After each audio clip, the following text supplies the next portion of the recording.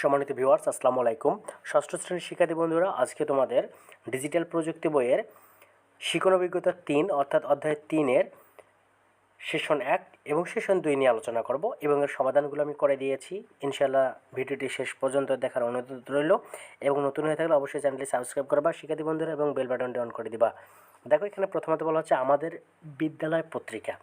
আসলে প্রতিটা বিদ্যালয়ের একটা করে নিজস্ব পত্রিকা থাকা উচিত, ঠিক অনুরূপভাবে এটাই বোঝানো হচ্ছে আমাদের বিদ্যালয় পত্রিকা। তো চলো একটু বুঝে নেই। আমাদের বিদ্যালয় পত্রিকা শিখন অভিজ্ঞতাটিতে আমরা একটি বিদ্যালয় পত্রিকা বানাবো।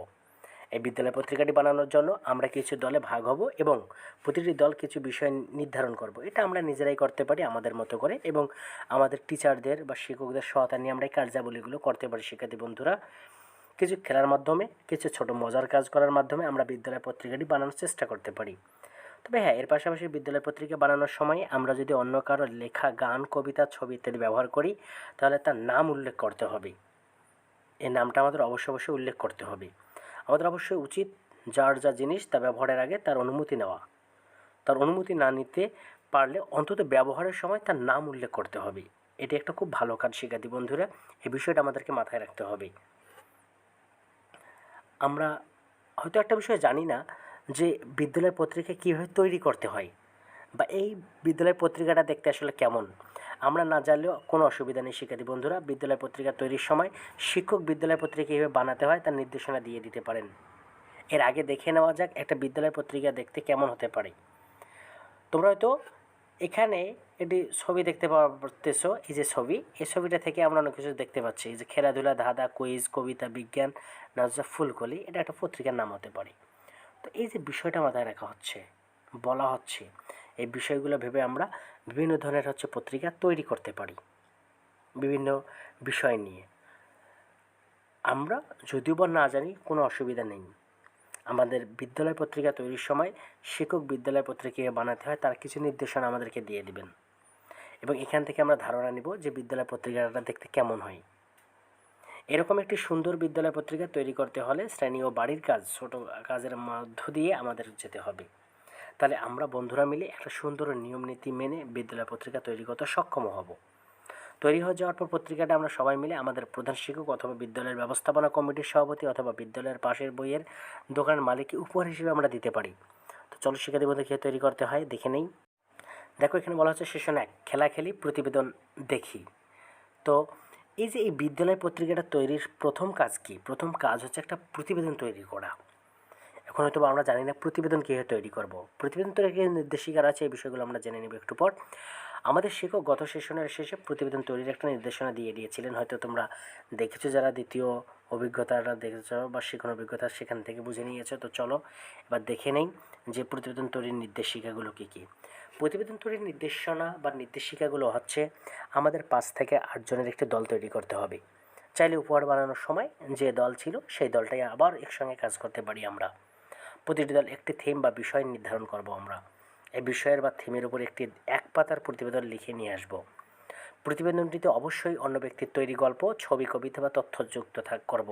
নিজের মতামত দিয়ে প্রতিবেদনটি লিখব। সেক্ষেত্রে বন্ধুরা, প্রতিবেদন যদি তোমরা লিখতে না পারো, আমার চ্যানেলে একটি প্রতিবেদন আমি লিখে দিয়েছি, তোমরা সেই প্রতিবেদনটা দেখে দেখে প্রতিবেদন লেখার নিয়মকানুনগুলো অর্জন করতে পারো। প্রতিবেদন তৈরি করতে আমরা পরিবার, প্রতিবেশী, শিক্ষক, বড় শিক্ষার্থী, বিভিন্ন ডিজিটাল মাধ্যম, ইউনিয়ন রিসোর্স সেন্টার বা যে কোনো উৎস থেকে সহায়তা নিতে পারি।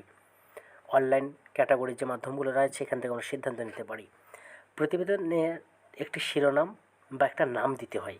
কীরকম নাম দিতে হয় দেখো শিক্ষার্থী বন্ধু, আমি পরবর্তী পৃষ্ঠে দিয়ে দিয়েছি, সেখান থেকে তোমরা সহজে বুঝে নিতে পারবা যে আসলে কোন ধরনের নামগুলো আমাদের ব্যবহার করা উচিত প্রতিবেদন তৈরির ক্ষেত্রে। অথবা শিক্ষার্থী বন্ধুরা, আমরা শিক্ষকের নির্দেশনা মেনে প্রতিবেদনটি খাতায় লিখতে পারি। তবে আমাদের কিছু বিষয় মনে রাখতে হবে। মনে রাখা প্রয়োজন যে বিদ্যালয় পত্রিকা তৈরি না হয়ে যাওয়া পর্যন্ত লিখিত প্রতিবেদনটি আমাদের সঙ্গে শ্রেণীতে রাখতে হবে সব সময়। আমাদের তৈরি প্রতিবেদনের শিরোনামটি কীভাবে আমরা নাম দিতে পারি সেই নামটা দেখো আমি এখানে মনে করে দিয়েছি, খাদ্য ভেজাল প্রতিকার চাই। এবং খাদ্য ভেজাল এটা আমার শিরোনাম। তোমরা যেরকম সংবাদপত্র টিভিতে দেখো যে নিচ দিয়ে একটা স্ক্রল লাইন চলে যায়, ওটা শিরোনাম দেওয়া থাকে, ওটা হচ্ছে শিরোনাম আমাদের। তো এখানে আমি দিয়েছি খাদ্য ভেজাল প্রতিকার চাই। সেখান থেকে দেখো আরও কিছু বিষয় এখানে। এখন অনেকে বলতে পারি আমরা যে একটা খেলা খেলতে পারি। কীরকম খেলা? বাজার বাজার খেলা। মজার একটা খেলা, বাজার বাজার খেলা। এই খেলাটি আমাদের সবাই মিলে খেলতে হবে। খেলাটি খেলার সময় একে অপরের প্রতি সম্মান রেখে শৃঙ্খলা বজায় রেখে আমাদের খেলা উচিত। শ্রেণীতে খেলা চলা করে আমরা যাদের প্রতিবেদনটি দেখেছি তাদের মধ্যে একজনের নাম ও কিছু প্রশ্ন নিয়ে তাদের প্রতিবেদনটি মূল্যায়ন করতে পারি আমরা শিক্ষার্থী বন্ধুরা। ওদের নিচের ঘরে দেখো কিছু ঘর দেওয়া আছে, দেখতে পাচ্ছ এই যে ঘরগুলো আমি পূরণ করে দিয়েছি। তো সেখান থেকে দেখো বলা হচ্ছে যে কিছু প্রশ্ন দিয়ে তাদের প্রতিবেদনটি মূল্যায়ন করতে পারি। নিচের ঘরে প্রশ্নগুলোর উত্তর টিক চিহ্ন দেওয়ার মাধ্যমে আমরা সহপাঠীর প্রতিবেদনটি মূল্যায়ন করতে পারি। যে সহপাঠীর প্রতিবেদন আমরা মূল্যায়ন করলাম, নিচের গোল ঘরে সে সহপাঠীর একটা ছবি লাগাতে পারি বা সহপাঠীর ছবি আঁকতে পারি। তো শিক্ষার্থী বন্ধুরা, এখানে কপিরাইটের কারণে আমি এখানে ছবি ব্যবহার করিনি, আমি এখানে একটা নাম দিয়েছি রামিশা, মনে করো এখানে একটা ছবি দিয়েছি আমাদের সহপাঠীর। এখন বলা হচ্ছে প্রতিবেদনটির সহপাঠী কী তার নাম ব্যবহার করেছে? হ্যাঁ, অবশ্যই নাম ব্যবহার করেছে। অন্য কারো লেখা কবিতা ব্যবহারের সময় সহপাঠী কি ওই ব্যক্তির নাম ব্যবহার করেছে? হ্যাঁ, অবশ্যই নাম ব্যবহার করেছে। অন্য কারো ক্যামেরায় তোলা ছবি বা আঁকা ছবি ব্যবহারের সময় সহপাঠী কি ওই ব্যক্তির নাম ব্যবহার করেছে? হ্যাঁ, অবশ্যই করেছে। এরপর বলতে পারি আমরা অন্য কারো কাছ থেকে প্রাপ্ত তথ্য ব্যবহারের সময় সহপাঠী কি ব্যক্তি বা প্রতিষ্ঠানের নাম ব্যবহার করেছে? হ্যাঁ, অবশ্যই করেছে শিক্ষার্থী বন্ধুরা। এই যে বিষয়গুলো, এই বিষয়গুলো আমরা এখানে উঠাই দিতে পারি। আমরা বিভিন্ন ধরনের মাধ্যম থেকে তথ্য নিলেও সেগুলো উঠিয়ে দিতে পারি। কেন আমরা এই ব্যক্তিগুলোর নাম দিব অন্য কোনো কাছ থেকে তথ্য নিলে, সেই বিষয়টা আমরা পরবর্তী পৃষ্ঠায় ব্যাখ্যা করেছি। চলো পরবর্তী পৃষ্ঠায় যাওয়া যাক এবং বুঝে নিয়েছি কেন আমরা ব্যবহার করব। ওখানেও সমাধান দেওয়া আছে, ওখানকার সমাধানগুলো আমরা দেখে নিব। দেখো এখানে বোঝানো হচ্ছে, আমরা নিশ্চয়ই খেয়াল করেছি আমাদের বের করা উত্তরগুলো থেকে শিক্ষক এটি বিষয় গুরুত্বপূর্ণ হিসেবে চিহ্নিত করেছে। এখন কথা হচ্ছে শিক্ষক যে বিষয়টিকে বেশি গুরুত্বপূর্ণ বলে চিহ্নিত করেছেন তা লিখি। এখানে আমি লিখে দিয়েছি, হয়তো আমার মতো করে, তোমরা তোমাদের মতো করে লিখতে পারো। এখানে আমি লিখে দিয়েছি আসলে আমরা প্রতিবেদনের শিরোনামটি ভালোভাবে লিখতে পারছি কি না তা শিক্ষক চিহ্নিত করেছেন। আমি এই বিষয়টা উঠাই দিয়েছি, তোমরা চাইলে এর থেকে অন্য কোনো বিষয় উঠাই দিতে পারো তোমাদের মতো করে, এখানে কোনো সমস্যা নেই শিক্ষার্থী বন্ধুরা। তবে এখানে নতুন হয়ে থাকলে অবশ্যই চ্যানেলটি সাবস্ক্রাইব করবে এবং বেল বাটনটি অন করে দিবা। তো দেখো এখানে বলা হচ্ছে পরের সেশনের জন্য কিছু প্রস্তুতিমূলক কাজ। এবার পরের সেশনের জন্য প্রস্তুতিমূলক কাজ হিসেবে শিক্ষক কেন অন্যের সৃষ্ট তথ্য ব্যবহারের সময় সেই ব্যক্তি বা প্রতিষ্ঠানের নাম ব্যবহার করে কি একটি গুরুত্বপূর্ণ বিষয় হিসেবে বললেন তা আমাদের বের করতে হবে।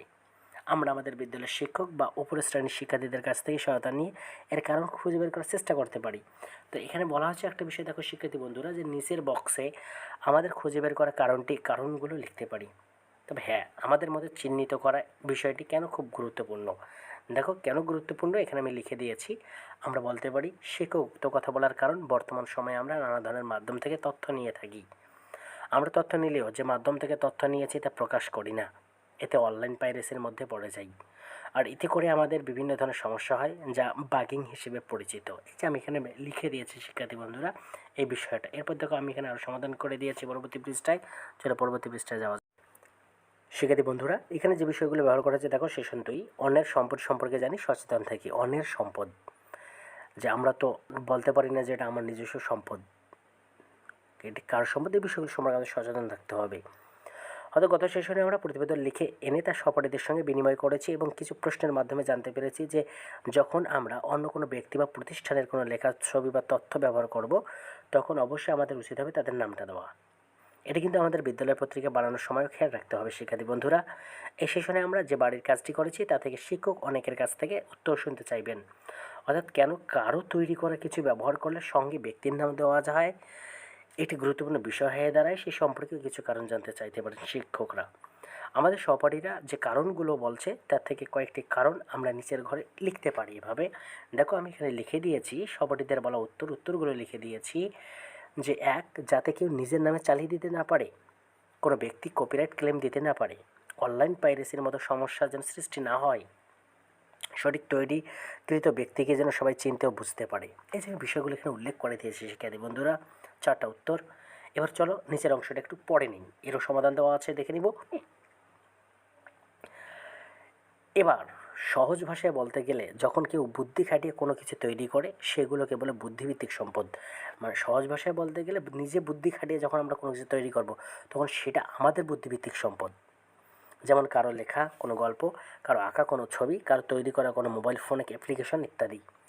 এখন আমাদের মাথায় প্রশ্ন আসতে পারে, আমরা তো সম্পদ বলতে টাকা পয়সা, জায়গা জমি, আসবাব ইত্যাদি বুঝি, তাহলে একটি গল্প, কবিতা বা ছবি কীভাবে সম্পদ হয়? কারণ এগুলো একজন মানুষ বা একটি প্রতিষ্ঠান তার বুদ্ধি বা চিন্তা ব্যবহার করে তৈরি করছে এবং এটি বিক্রি করে অর্থ উপার্জন করা যায়। তবে হ্যাঁ, এখানে দুটি ধারণা পাওয়া আমাদের জানা প্রয়োজন। কী কী? একটা কপিরাইট আর একটা হচ্ছে পেটেন্ট। কথা হচ্ছে এখন কপিরাইট বিষয়টা কী আসলে? কপিরাইট হলো যিনি তৈরি করেছেন তিনি ছাড়া আর কারো ওই বিষয়টি বস্তুটি কপি করার অধিকার নেই, ওই ব্যক্তি ছাড়া একমাত্র।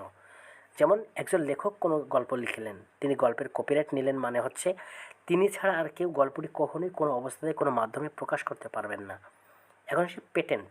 পেটেন্টটা কি? যে পেটেন্ট হলো যিনি তৈরি করেছেন অন্যরাও এটি ব্যবহার করতে পারবেন, কিন্তু সেক্ষেত্রে যিনি তৈরি করেছেন তার নাম ব্যবহার করতে হবে এবং ব্যবসার স্বার্থে হলে কিছু অর্থ তাকে প্রদান করতে হবে। এটাকে বলা হচ্ছে পেটেন্ট। অর্থ প্রদান করে সে ব্যবহার করতে পারে। যেমন একজন বিজ্ঞানী একটি ফর্মুলা বানালেন যা দিয়ে মশা খুব সহজে নিয়ন্ত্রণ করা যায়। এই ফর্মুলা তিনি ছাড়া অন্যকে ব্যবহার করতে চাইলে বিজ্ঞানীকে অর্থ প্রদান করতে হবে এবং ফর্মুলা ব্যবহারের জন্য তার নামও উল্লেখ করতে হবে, যে আমি এনার কাছ থেকে কিনে নিয়েছি পেটেন্ট হিসেবে, এই বিষয়টা উল্লেখ করতে হবে। না হলে এটাই কপিরাইটের আওতায় পরাধীন অবস্থায় নয়, স্বাধীন অবস্থায় থেকে যাবে। শিক্ষার্থী বন্ধুরা, একটু ভিন্নভাবে চিন্তা করে তো দেখি। ধরো আমাদের মনে একটি মজার গল্পের ধারণা এলো, এটি কিন্তু এখনও বুদ্ধিভিত্তিক সম্পদে পরিণত হয়নি। এটি ভাবনা বুদ্ধিভিত্তিক সম্পদে পরিণত হয় যখন সেটি প্রকাশিত হয়। প্রকাশিত না হলে সেটি সমাজের অন্য কেউ ব্যবহার করতে পারে না, কাজেই সেটি সমাজ বা অর্থনীতিতে কোনো মূল্য যোগ করতে পারে না।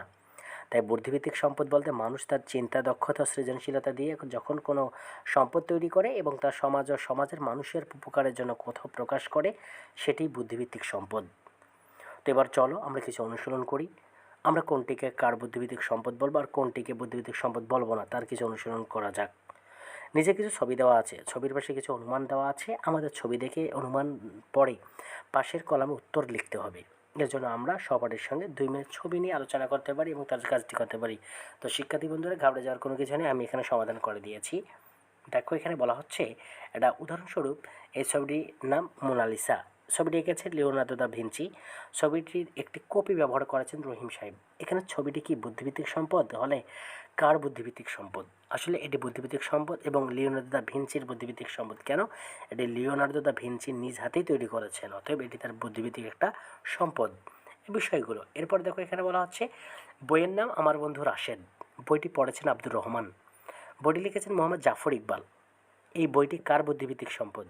সেজন্য তোমরা বুঝতে পারতেছো যে এটি কার বুদ্ধিভিত্তিক সম্পদ হতে পারে। বইটির প্রচ্ছদ কি বুদ্ধিভিত্তিক সম্পদ? হ্যাঁ, এটি বুদ্ধিভিত্তিক সম্পদ এবং এটি মোহাম্মদ জাফর ইকবালের বুদ্ধিভিত্তিক সম্পদ। সেক্ষেত্রে বন্ধুরা তোমরা সহজে হয়তো বা বুঝতে পারছো বিষয়টা। এরপর দেখো এখানে বলা হচ্ছে, মোবাইল ফোন সেটটি প্রস্তুত করেছে একটি কোম্পানি। ফোনটি বিক্রি করে আলম মোবাইল ফোন স্টোর। এই মোবাইল ফোনটি কি বুদ্ধিভিত্তিক সম্পদ?